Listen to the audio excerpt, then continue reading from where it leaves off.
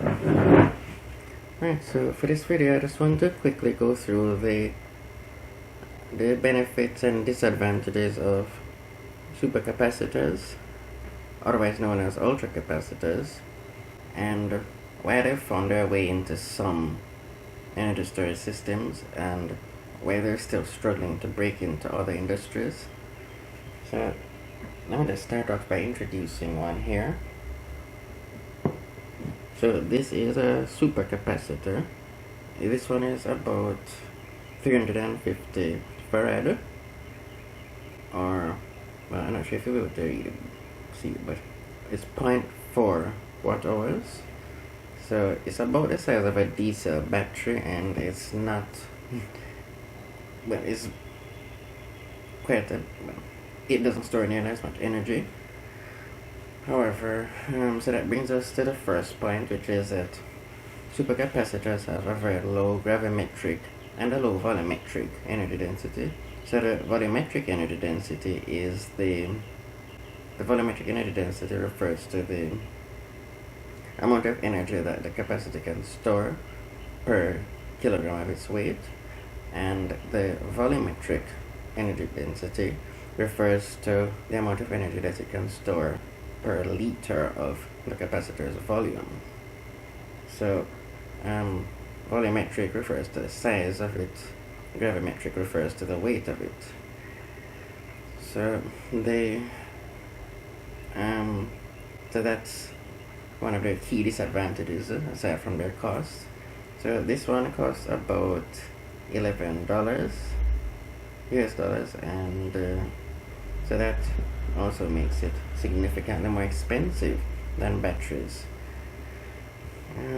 So as an example, 18650 lithium-ion battery costing $10 can easily store several watt hours of energy, and there also has a significantly higher volumetric energy density, as you can see here. This one is about, I think this one is 7 watt hours, so quite a bit more energy there than a capacitor. However, this capacitor is capable of discharging more current in a shorter time period. So for example, and this is, so now we approach the point of power density, right? So the gravimetric power density of the capacitor refers to how much power the capacitor can discharge, not how much energy it can store per unit of the capacitor's mass. So a high gravimetric power density then would mean that the capacitor, a lightweight capacitor, could deliver a large burst of power, right? So this capacitor actually isn't a heavy one. Unfortunately, I don't know what the exact weight of it is. However, it's like nearly the same weight as 18650 though, and it can easily deliver multiple times more power than it. And also the volumetric power density of it is high as well. So for supercapacitors, that can easily be in the thousands of watts per kilogram of the capacitor's weight. So that supercapacitors, are actually very impressive in that way. So that's probably why supercapacitors have found their way into some electric and hybrid electric vehicles, because they're able to provide a large burst of power for acceleration, something which batteries tend to, perform poorly at. So batteries are better at storing large amounts of energy and discharging slowly. They also charge slowly. Supercapacitors are better at discharging large amounts of energy quickly. They also recharge quickly, but they don't store much energy to begin with.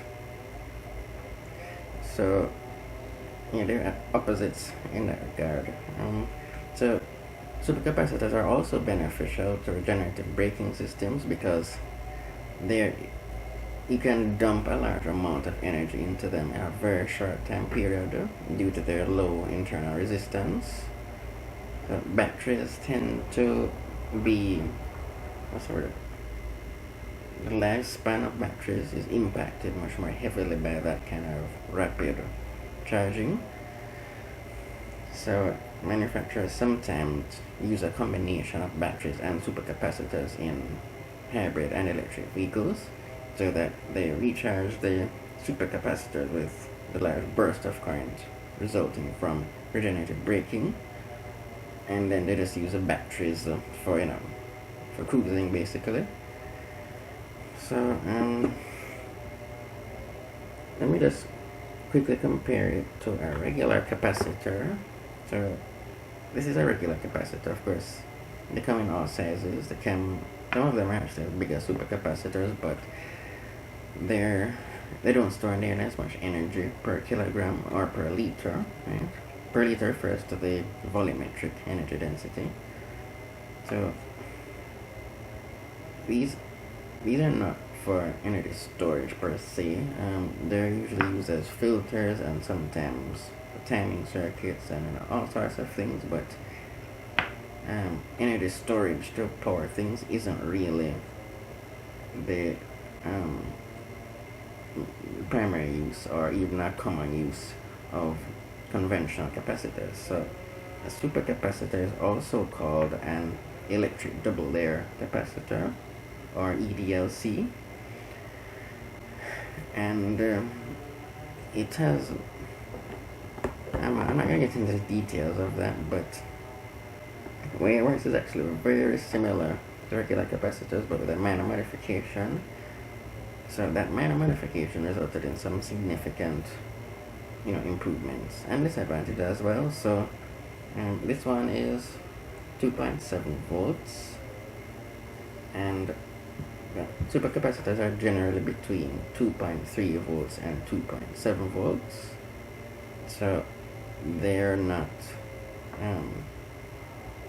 quite as flexible or as easy to work with. So if you need high voltages, you're gonna need to connect many of them in series. So conventional capacitors easily come in voltages ranging from a few volts to hundreds of volts, even more than that sometimes. So there's also that. But aside from that, it should be considered that regular batteries, lead acid batteries, for example, are only 2 volts per cell, but manufacturers make that work by connecting them in series. So this is how things are, I guess. But supercapacitors and regular capacitors aren't really interchangeable because they have very different properties in terms of how much energy they can store, voltages, all sorts of things. I think that covers most of it, but just to wrap up, supercapacitors have also found uses in low power devices that don't, what's the word now? Yeah, low power devices pretty much that may recharge using kinetic energy, or just something tiny basically. So they have the ability to last an extremely long time. I'm not just referring to run time, but I'm talking about their lifespan. Supercapacitors can achieve hundreds of thousands of cycles over their lifetime and can therefore last many years. So they have that advantage over batteries, right?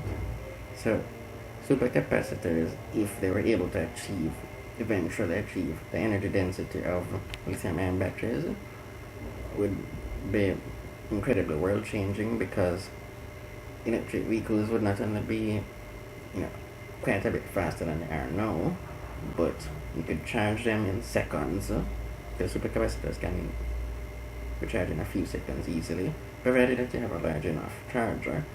And they could also, you wouldn't have to worry about battery replacement for a very long time. There's also that, and there's also the issue, although I think may be overblown to some extent, or in some cases, of lithium-ion battery fires.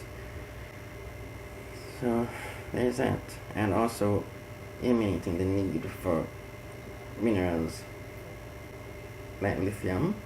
So lithium is not the most, well, it's not exactly rare, but it's also not the most widely distributed mineral around the world. It's not the easiest thing to get to, so you have to get it from certain countries, and it's also expensive. But yeah, supercapacitors are promising in that way, and I'm hoping to see them catch on and eventually replace batteries.